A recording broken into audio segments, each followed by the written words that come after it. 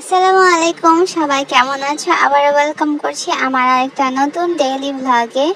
আশা করি সবাই এই তো গরমের মধ্যে ভালোই আছো, নিজের কেয়ার নিচ্ছ, ঠিকমতো পানি খাচ্ছ।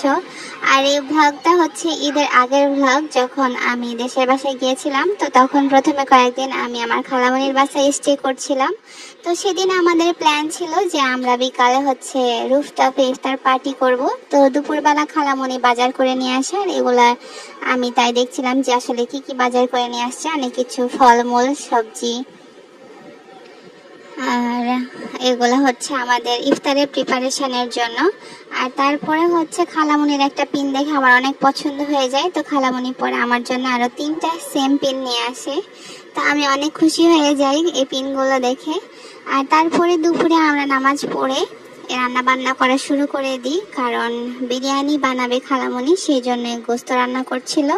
আর তারপরে আমরা আবারও আসরে নামাজ পড়ে আমাদের কি বলবো ইফতার পার্টির সব প্রিপারেশন শুরু করে দিই, ফলমূল কাটা থেকে শুরু করে খেজুর, শরবত, সবকিছু।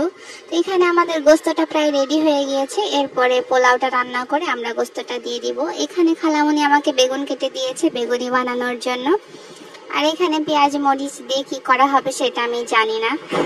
তা আমি সবই হচ্ছে ক্লিপ নিচ্ছিলাম। এখানে খাবার আলাদাভাবে খাওয়ার জন্য ফলমূল কাটা আছে, এখানে শরবত ঠান্ডা পানির জন্য ঠান্ডা পানি জগের মধ্যে দেয়া আছে। আর এইখানে খালামণি আবার ফলমূল কেটে নিচ্ছিল, কারণ সেই দিন হচ্ছে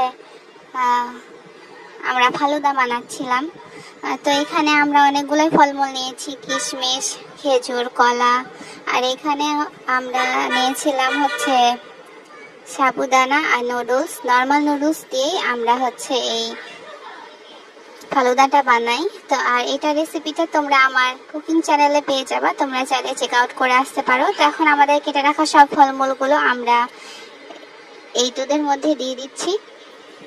জানি না আমি কেন তখন এতগুলো ভিডিও করে রেখেছিলাম, আর এই ভিডিওটা আসলে আমি ছোট করিনি, কারণ আমার কাছে এই প্রসেসটা দেখতে এই সময়টা অনেক ভালো লাগছিল, অনেক স্যাটিসফাইং লাগছিল। যখন এই দুধের মধ্যে ফলমূলগুলো দেওয়া হলো, দেখতে কি সুন্দর লাগছে দেখো।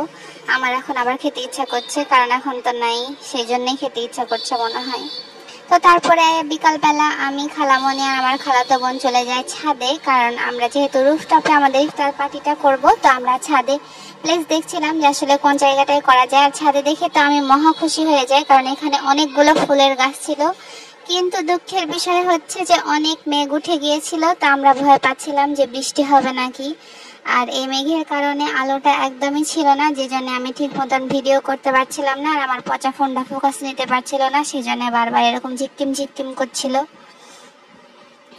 তো যাই হোক, আমরা ঝাড়ু টাড়ু দিয়ে আমাদের জায়গা ঠিক করে চলে আসি আবারও লিফট দিয়ে। আর ওখানেও লিফটটাও একটু ঝাড়ু দিচ্ছিল। তো পরে আবার আমরা ছোট খালামণির বাসায় চলে যাই। খালামণি ফোন দিয়ে ডাকে যে তোমরা ইফতার পার্টি করবা, আর কিছু নিবা না। তো খালামণি আবার মজার মজার বড়া বানিয়ে দেয় আমাদেরকে, জুস দেয়, তরমুজ নিয়ে দেয়। এগুলো হচ্ছে আমরা খালামণির বাসা থেকে নিয়ে আসি, মানে ছোট খালামণির বাসা থেকে আর কি। আর এসে দেখি খালামণি একদম সুন্দর প্লেট সাজিয়ে রেডি করে নিয়েছে। এখন আমাদের হচ্ছে ছাদে যাওয়ার পালা। তো আমরা আবারও কিছু না কিছু হাতে নিয়ে আবার ছাদের উদ্দেশ্যে রওনা হই। আর এখানে এখন আমরা সবাই দাঁড়িয়ে আছি, একে একে সবাই আসছি।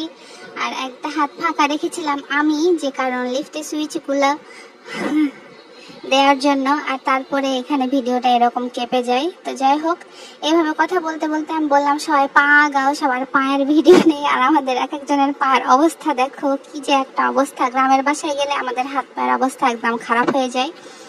তারপরে আবার আমরা বের হয়ে যাই, আর এখন আমরা ছাদে চলে যাই। আর এখন তো আরোই মেঘটা ঘন হয়ে গিয়েছে, মানে আলো একদম নাই বললেই চলে। এখন এই যেটা তোমরা দেখতে পাচ্ছ সেটা আমি ব্রাইটনেস দিয়ে বাড়িয়েছি, কারণ বাস্তবে এর থেকে আরো অন্ধকার ছিল ওয়েদারটা। জানি না সেদিন কেন এরকম মেঘ করছিল। তো এখানে এখন আমরা আগে আমাদের হাতের জিনিসপত্রগুলো একপাশে রেখে দিলাম, আর এই যে সুন্দর করে আমাদের একটা চাদর পেতে দিলাম। এখন চাদরের উপরে আমরা একে একে সব প্লেটগুলো নিয়ে এসে রাখবো, খাবারের বোতল, পানির বোতল রাখবো।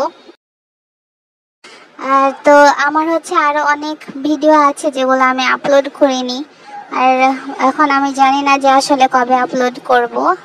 তো আর আমার সামনে আবার পরীক্ষা, ফাইনাল এক্সাম। তো এর মধ্যে আমি আসলেই জানি না যে আমি কোনো ভিডিও আপলোড করতে পারবো কিনা।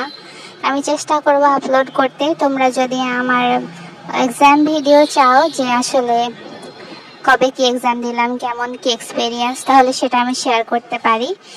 আর তারপরে এই সবগুলো আমাদের খাবার নিয়ে আসা হয়ে যায়। আর তখন আমি এরকম সুন্দর করে একটা ক্লিপ নিয়ে নিই, যে এরকমটা আসলে ভিডিও দেখায় আর কি। আমি যদিও প্রফেশনাল ভিডিও মেকার না, তারপর আমি চেষ্টা করেছি ভালোভাবে নিতে। আর আলো কম থাকার জন্য আসলে সবকিছু কেমন একটা, কি বলবো, মনে হচ্ছিল 1900 সালে চলে গেছি, এরকম একটা লাগছিল। তো এখন সবকিছু সাজিয়ে নিয়ে আমরা সবাই বসে আছি, ওয়েট করছি কখন আজান দিবে আর কখন আমরা খাওয়া দাওয়া করব। এরপরে সবাই নিজ নিজ কাছে সবার প্লেট নিয়ে বসে গিয়েছি। আর এখন সবাই আমরা খেজুর নিয়েও রেডি। তো এরকম কি তোমরা কখনো করেছো রুফটপ ইফতার পার্টি? করে থাকলে আমাকে জানাবা। আর তোমাদের এক্সপিরিয়েন্স কেমন এই রোজার মধ্যে ছিল সেটা আমাকে জানাতে ভুলবা না কিন্তু। তো এখন সবারই আমি হাতের পায়ের ক্লিপ নিচ্ছিলাম, কারণ আমি তো ফেস দেখাতে পারবো না তাই। আর এই যে দেখো এখানে আমার ভাইটা অসহায়ের মতো বসে আছে। তো ফাইনালি আজান দিয়ে দিয়েছে, আমরা সবাই খাওয়া দাওয়া শুরু করে দিয়েছি। আর এই তো ছিল আমার ছোট্টখাট্ট একটা কি বলবো, one of my days in my life vlog। এই তো ছিল আমার আজকের ভিডিও। দেখা হবে আবার কবে নেক্সট ভিডিওতে আমি জানি না। ততদিন সবাই সুস্থ থাকো, ভালো থাকো। দেখা হচ্ছে নেক্সট ভিডিওতে। আল্লাহ হাফেজ।